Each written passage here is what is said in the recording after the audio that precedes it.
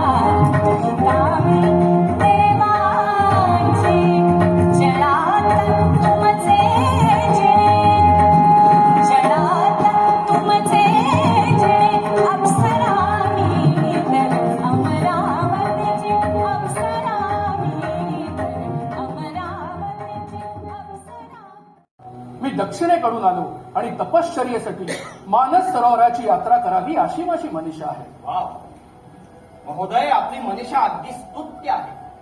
अहो, पण या हिमालयासारखे दुर्गम मार्ग आमच्यासारख्या संसारी जनांना कुठलं माहित असतं. हा, पण तुम्हाला गंगा पार व्हायचंय का? त्याची सोपी वाट ही महोदय, ही कोण? ही धीवर कन्या सत्य.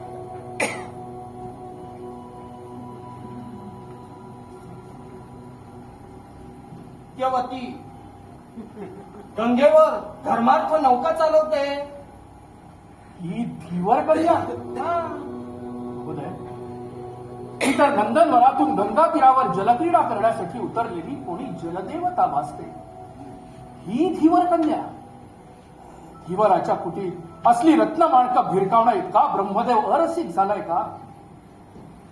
ही कोणी स्वर्गस्थ देवतांनी गंगामाईची पूजा करण्यासाठी तिच्या पायांची नंदनवनातलं हे नीलकमल अर्पण केलंय. तसं असेल तर धीवरा, तुझ्या दारी उगवलेल्या स्वर्ग पुष्पाची नीट काळजी घे बरं. कारण फुलला दारी तुझ्या धीवरा देवा घरचा ठेवा. फुलला दारी तुझ्या धीवरा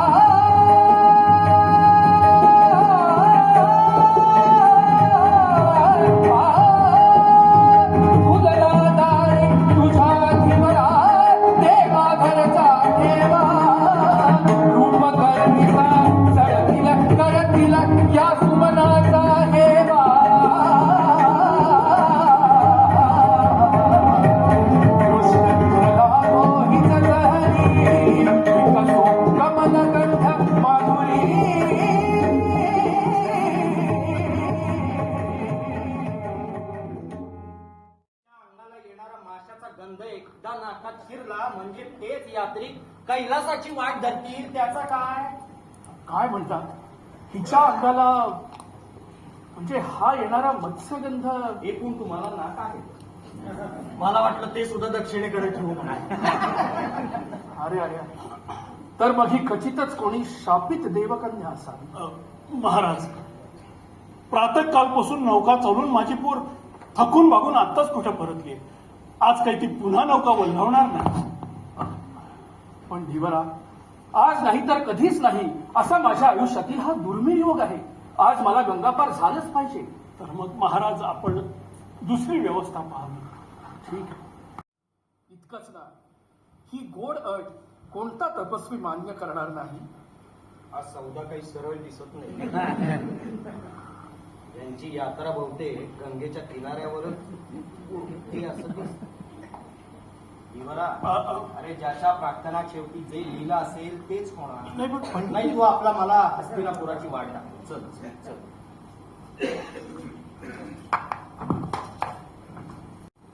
नौका सांभाळून वल्लभ हो मुली. त्याची चिंता आपल्याला नको बरं का पंडितजी.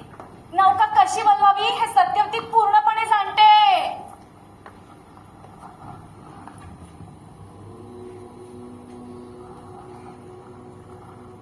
महाराज, या दासीवर आपण आणखीन एक अनुग्रह करावा. बोल, तुझं कोणतं प्रिय करू सत्यवती? दिवसा उजळी एकट्या आपणासाठी मी नौका पाण्यात लोटली तर माझे आप्त स्वकीय मला दूषण दिल्याशिवाय राहतील का? तुझी चिंता योग्य आहे, म्हणून मी काय करू? सूर्य मावळतीला जाई तोवर आपण घाटावर वाट पाहावी. गंगेसारख्या तपस्विनीने देखील सम्राट शंतनू संगे संसार केला. मग महाराज, आपल्याच मनाला संसार सुखाबद्दल इतकी धास्ती का वाटावी? कदाचित घडतंय यात काही दैवी नेमानेम असेल का? देवा घरचे ज्ञान करुणा, देवा घरचे ज्ञान करुणा, चित्र प्रेमाने, चित्र प्रेमाने, उडीर खडकी धुळी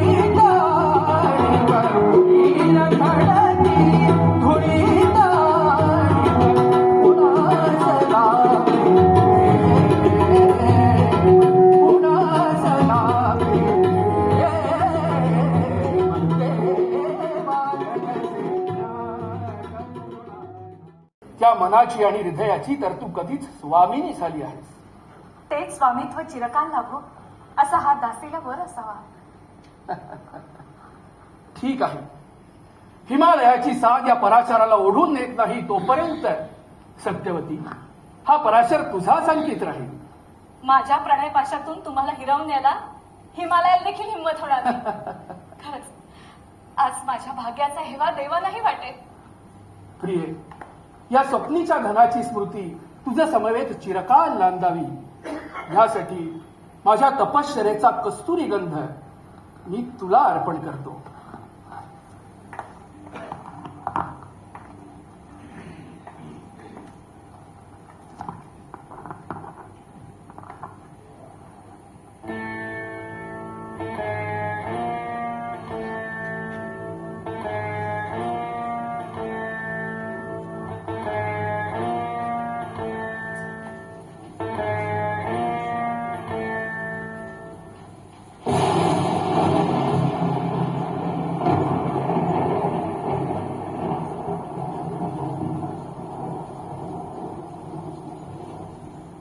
सत्यवती, पराशराच्या हृदयातील हा कस्तुरी गंध धारण कर आणि हो योजनगंधा. ये बैस. सत्यवती, त्रिखंड शोधलंस तरीही तुला ही कस्तुरी गवसणार नाही.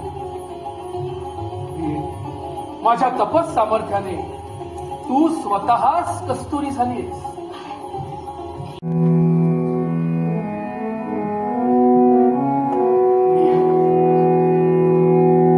हृदय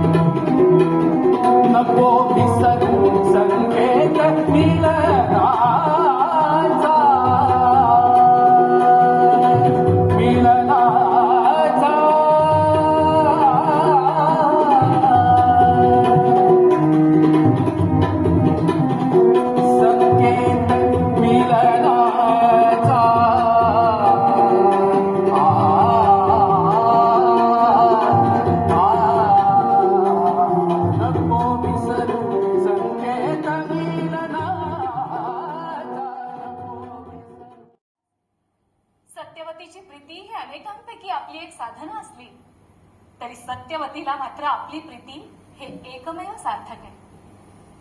महाराज, आपल्यासारख्या मी प्रपंचात पडलं याबद्दल मात्र मला क्षमा करायची. हा,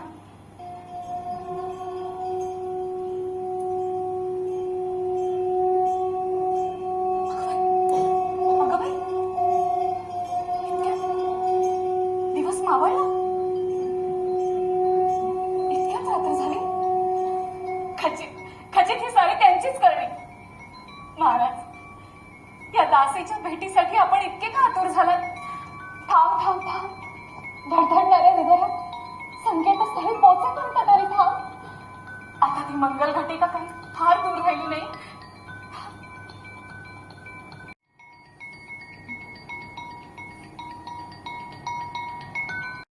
माझ्या निस्सीम भक्तीला तू साक्षी आहेस. माई, मिलनोत्सुक करण्याचं मनोगत प्रेमात पित्यालाही कळू दे का ग?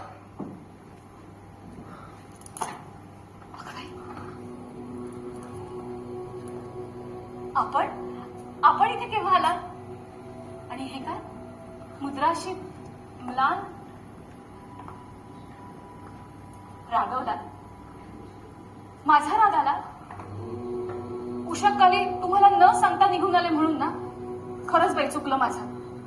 अहो पण काय सांगू, कैलासनाथाच्या मंदिरात काकड आरती चालू झाली तशी लगोलग बाहेर पडले. धावत पळत घरी पोहोचले. म्हटलं आज दादांच्या हाती मी सापडले, दादा मला सगळं मी. हे काय, एक शब्द देखील बोलायचा नाही? समजले हो, समजले. इतकी काही दादांची भीती नको वाटायला. आज दादा काय म्हणाले ठाऊक आहे? रात्री पदाचा मला तिळ मात्र लोभ नाही. मी त्यांच्या संगे एखाद्या आश्रमात देखील अगदी सुखाने संसार करेन. हो, खरंच सांगितलं मी. असं बघता काय? आणि तुमच्याबद्दल त्यांना काय सांगितलं ठाऊक आहे? त्यांची माझ्यावरची प्रीती कैलासा इतकी थोर, गंगे इतकी पवित्र आणि ध्रुव इतकी. थांब सत्यवती, हे भलतं श्रेय देऊन माझ्या दुःखावर अशा डागण्या देऊ नकोस. मला क्षमा कर सत्यवती, पण तुझ्यावरली प्रीती हा माझ्या मनाचा दुबळेपणा होता, भ्रम होता, केवळ एक मोह. तो हिमवान मला हाक देतो आहे. सत्यवती, ज्याला प्रपंचाची मुळातच गोडी नाही अशा बोलून चालून एका संन्याशाला तू वरलास. देवी, मला हिमालयाची शिखर साथ घालत आहे. शुद्ध पर्वताची क्रमेण वाट वेगाची, क्रमेण वाट वेगाची, ब्रह्मसागरेची साथ देती वशकरे.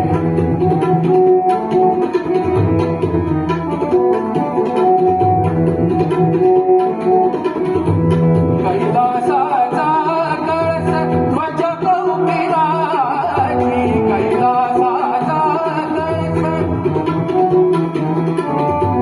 कैलासाचा कळस ध्वज कौपिराची, कैलासाचा कळस, कैलासाचा कळस.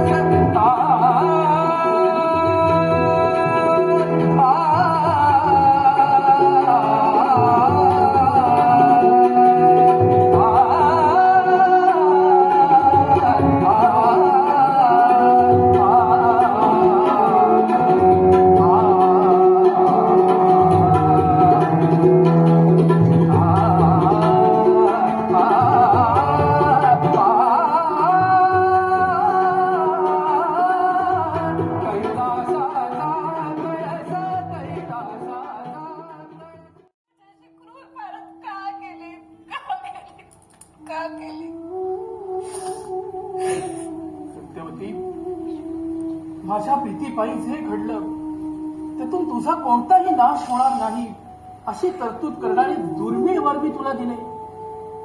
मग ही कठोर दूषण तुम्हाला का लावत? त्यापेक्षा मृत्यूचा एकच वर देऊन माझ्या जिण्यातून मुक्तता का नाही केली? सत्यवती, सत्यवती, तुझा क्रोध मी समजू शकतो, पण माझी खात्री आहे कालांतरानं तू हे सारं विसरशील तेव्हा मी केलं तेच योग्य होतं असं तुलाही पटेल. कालांतराने मी विसरेन?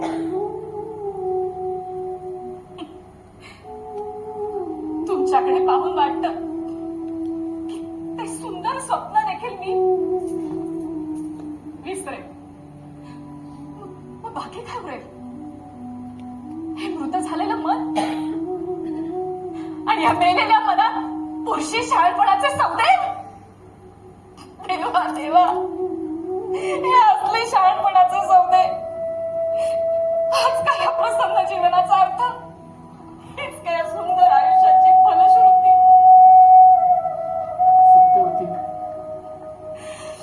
तुझ्या वाट्याला आलेल्या मनोभंगाबद्दल मलाही फार वाईट वाटतंय, पण बस. आता माझा बस, त्याची काही गरज नाही. पराशर, ती निष्पाप भोळी प्रणयवेडी सत्यवती मेली, जळाली देखील. तिच्या चितेवर आपल्या शिऱ्यावरचं ओझं भिरकावून द्या. ईश्वर, ईश्वर, या जगात ईश्वर आहे? कुणास ठाऊक. पण ईश्वर असला तरी सत्यवतीचं कल्याण करण्यासाठी त्याला धडपड करायची मुळीच गरज नाही. माझी मी समर्थ आहे. आई गंगाबाई, स्वप्नातही मी कोणाच्या हेवा केलं नाही. माझ्याच वाट्याला ही शिक्षा का? तिला पाहता मनी रंगली प्रिय गंगेची मूर्ती. जणू पातळी या गंगेवर, जणू पातळी या गंगेवर मम स्वप्नांची मूर्ती.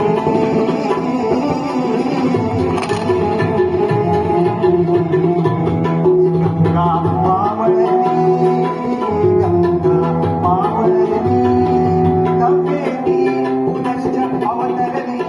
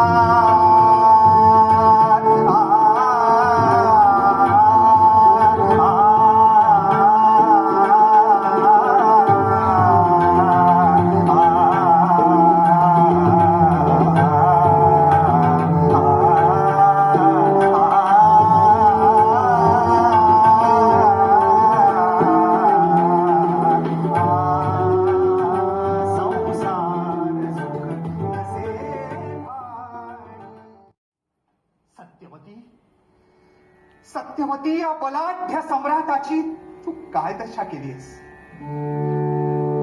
स्त्री प्रेमाविण जी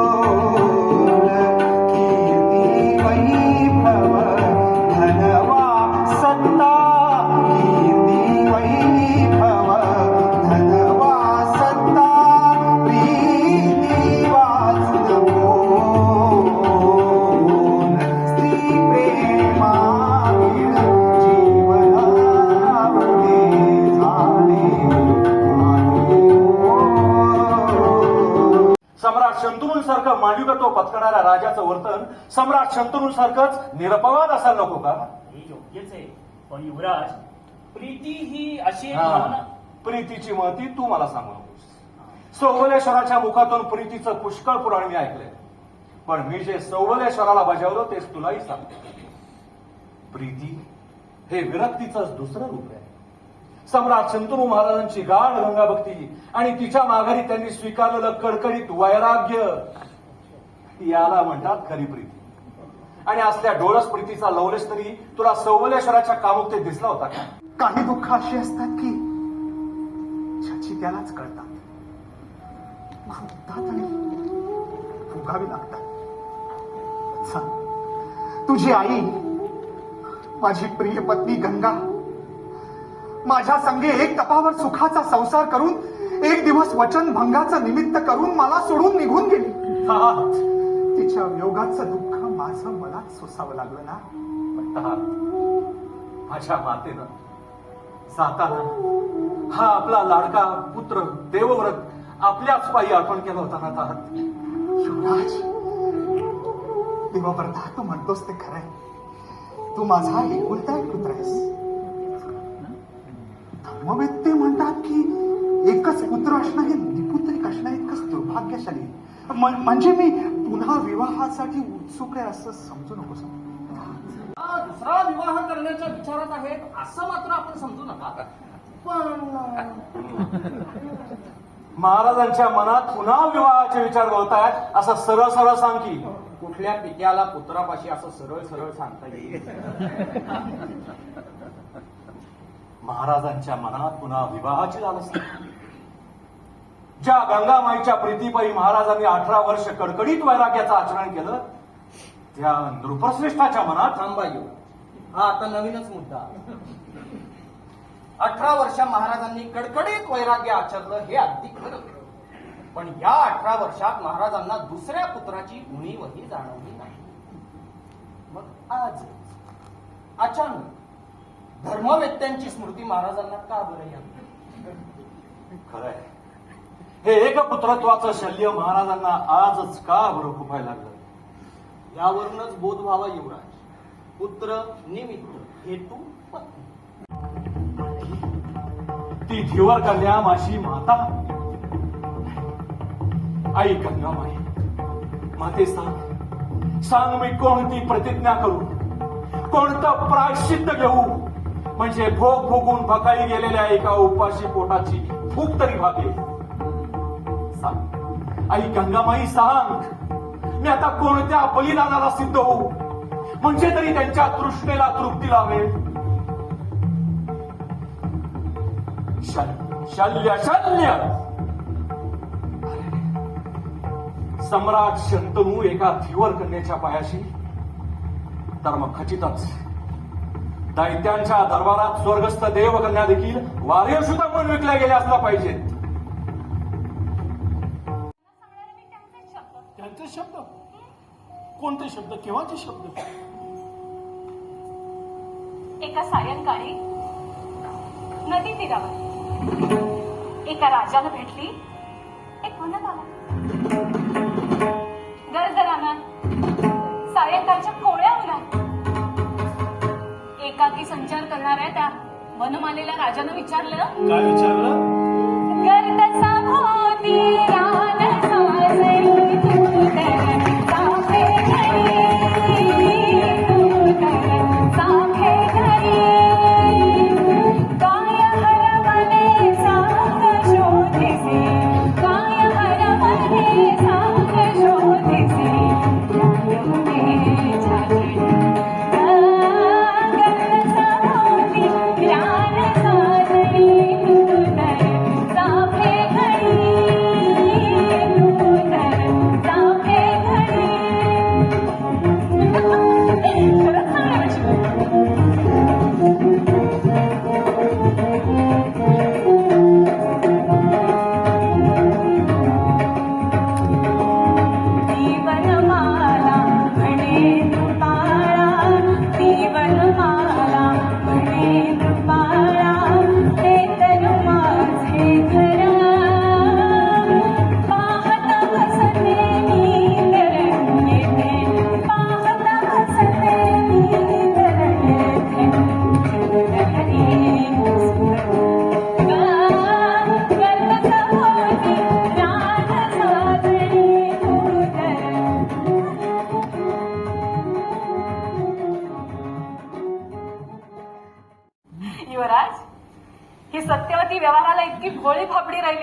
असं समजू नका.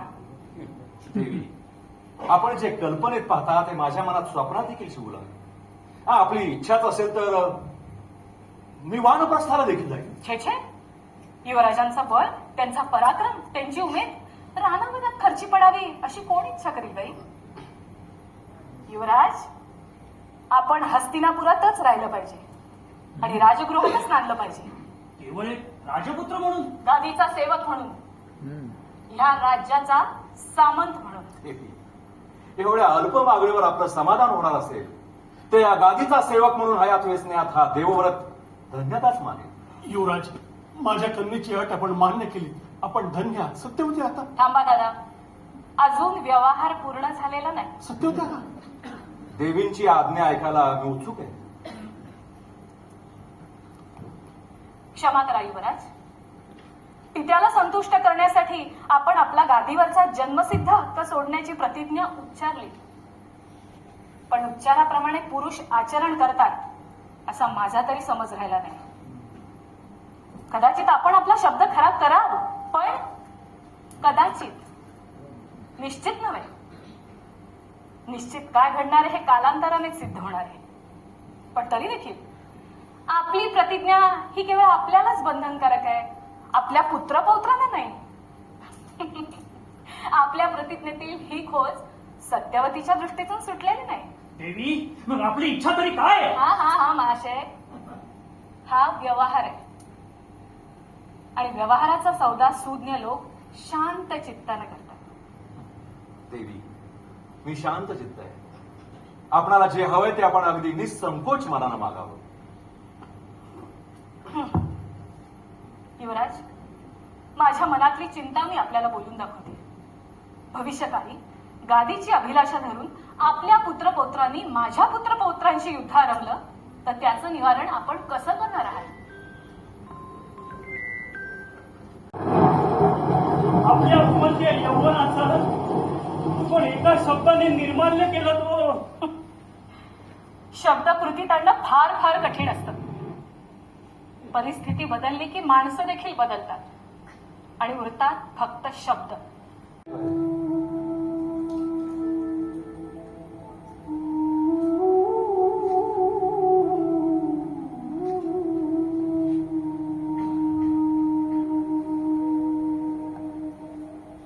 देवव्रतराज संपला. या गंगा किनाऱ्यावर आज त्याची उत्तर क्रियाही आहे. आता उरलोय केवळ मी भीष्म, या बुडालेल्या आकाशाची एकुलती एक आशा. जे शिवधनुष्य सम्राट शंतनूलाही पेललं नाही ते सर्वस्व पणाला लावून आता भीष्मालाच उचललं पाहिजे. सर्वस्व पणाला लावून सर्व संघ परित्याग करून आता भीष्मालाच वाढलं पाहिजे. पांढऱ्या केसांची लाज राखण्याकरता आता भीष्मालाच वृद्ध झालं पाहिजे. आई गंगामाई, माते मला बळ दे.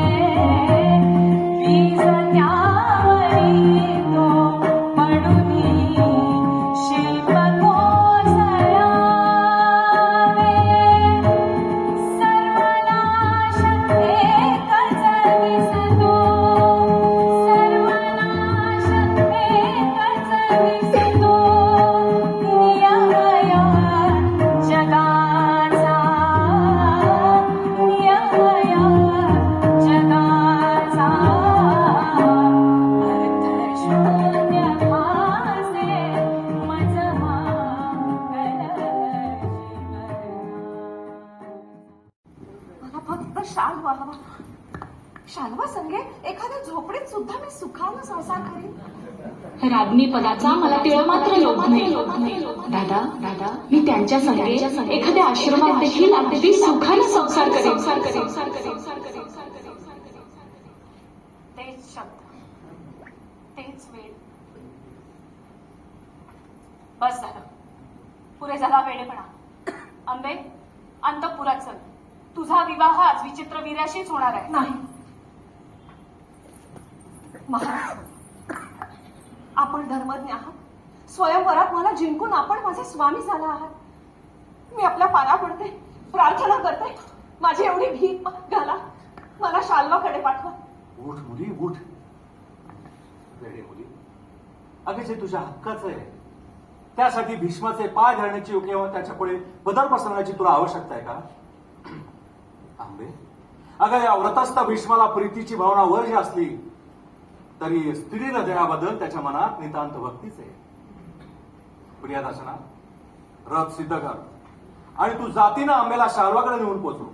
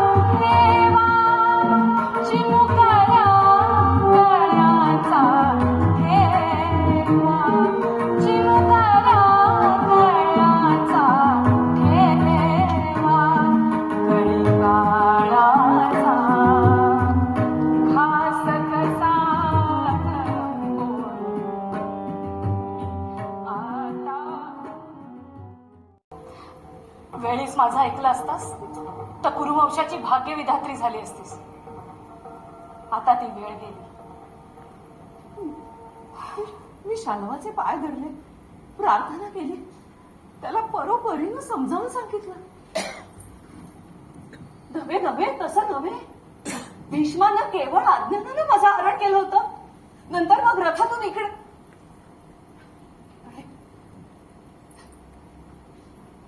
शाल्वाने एक शब्द ऐकून घेतला नाही. लट्टू म्हणाला, ते मला नको, या भीष्मालाच विचार. हे असं होणार याची खात्रीच होती मला.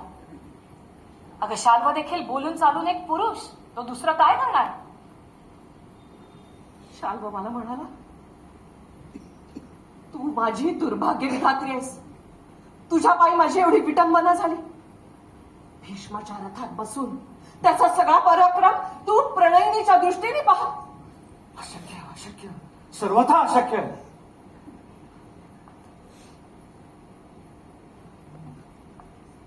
अशक्य काय म्हणून? भीष्मराज, अशक्य काय म्हणून? स्वयंवरात जिंकला गेलेल्या कन्येचं पाणी ग्रहण स्वतःच करावं अशी धर्मनीती आहे.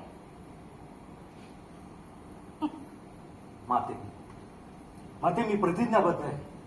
आंबेशी मला कालतरी विवाह करता येणं शक्य नाही. नाही नाही महाराज, नाही. आपण धर्मज्ञ आहात. स्वयंवरात मला जिंकून आपण माझे स्वामी झाला आहात. आपण माझं मन जाणता, मीही आपलं मन जाणते. मी भिक्षा मागते, आपण माझा स्वीकार करा. वेडे मुली, ते शक्य असतं तर त्यासाठी कुणाचे पाय धरण्याची तुला गरज भासली असते का? आंबे आंबे, अगं तुझ्या तेजानं देव देखील दिपतील.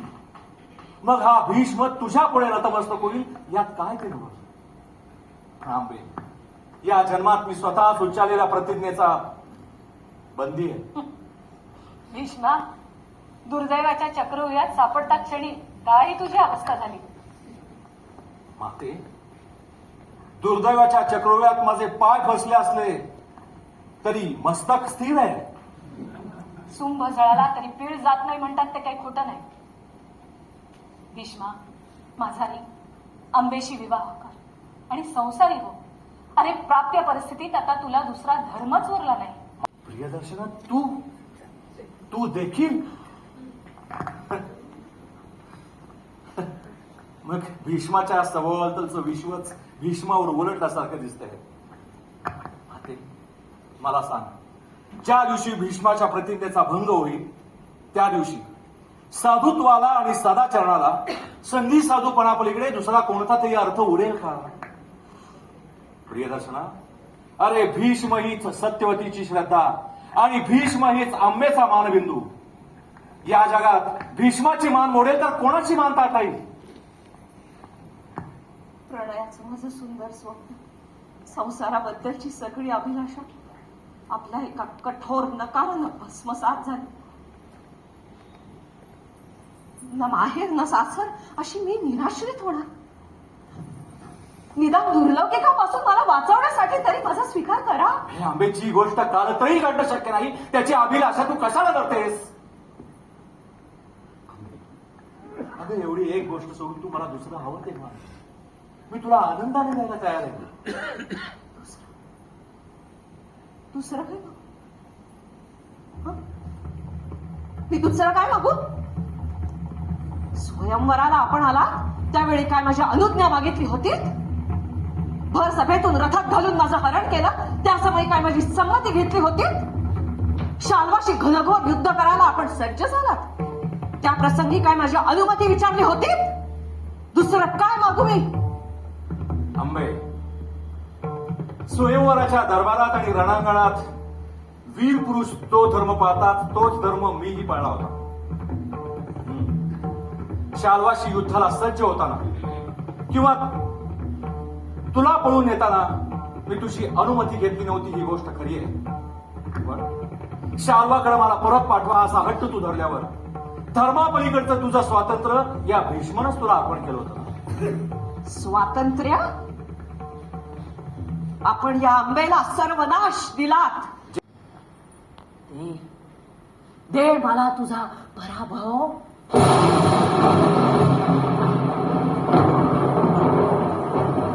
दोन्मत्ता, रणांगणात तू शरपंजरी पडावास आणि स्वतःच्या डोळ्या देखत ह्या कुरुवंशाचा कुलक्षय झालेला तू पाहावास असे या कुमारिकेला डोहाळे लागलेत. दे मला तुझा कुलक्षय.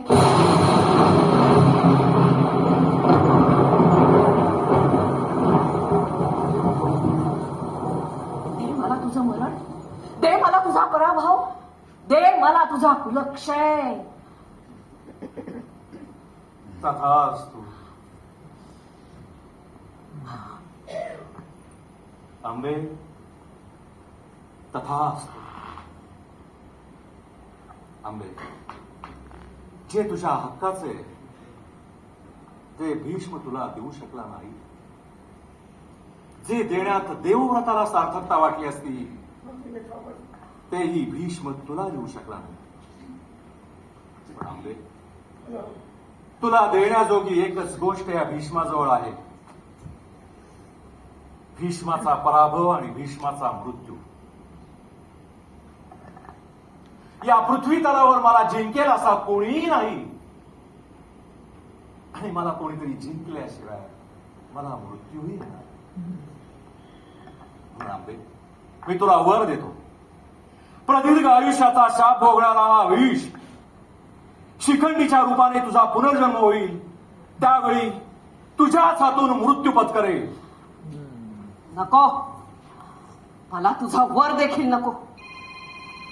मला जे हवं ते मी स्वतः आत्मबळावर मिळवीन आणि ते या जन्मात मिळणार नसेल तर अग्निकाष्ठ भक्षण करून माझ्या आयुष्याचा मीच शेवट करीन. भीष्मा, लक्षात ठेव, सुडाची पेटी चूड घेऊन मी पुनर्जन्म घेईन. गंगापुत्रा, तुझ्यावरून जीव ओवाळून टाकणाऱ्या आंबेला विसरलास. तरी तुझा जीव घेणाऱ्या शिखंडीचं मात्र स्मरण ठेव. स्मरण ठेव शिखंडीचं. वंशाचा कुलक्षय होईल अशी तिला भीती वाटते पितामह. माते तुला भय वाटण्याचं काय कारण? तुझ्या इच्छेशिवाय कुरुवंशाचा कुलक्षय होणार नाही असा वर तुला प्राप्त झाला ना माते. पण ते आता कसं शक्य आहे? माते वत्सलभराने तू साथ घाल. अगं या कुरुवंशाची वृद्धी करू शकेल असा तुझा एक तरी पुत्र खचितच परत येईल. खरंच असं घडेल? हा भीष्म वरदस्थ असेल तर त्याची वाणी कदापि खोटी राहणार नाही माते. आणि गंगामाई तुझ्या देवव्रताची वाणी खरी ठरावी म्हणून तरी तू मला माझा पुत्र दे. कोणाचा माझा? कोण? पराशर? पराशर नव्हे माते, हा पराशर पुत्र व्यास. काय?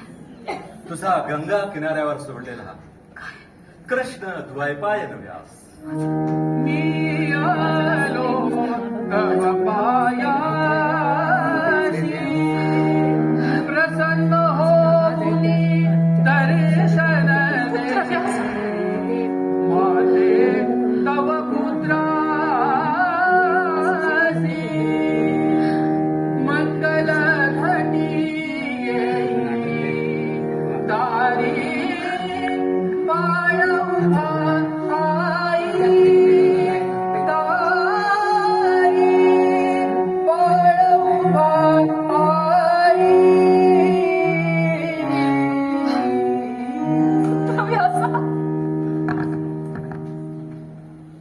भीष्माच्या प्रदीर्घ आयुष्यातील एक अध्याय संपला. उद्यापासून नवीन पर्वाला सुरुवात.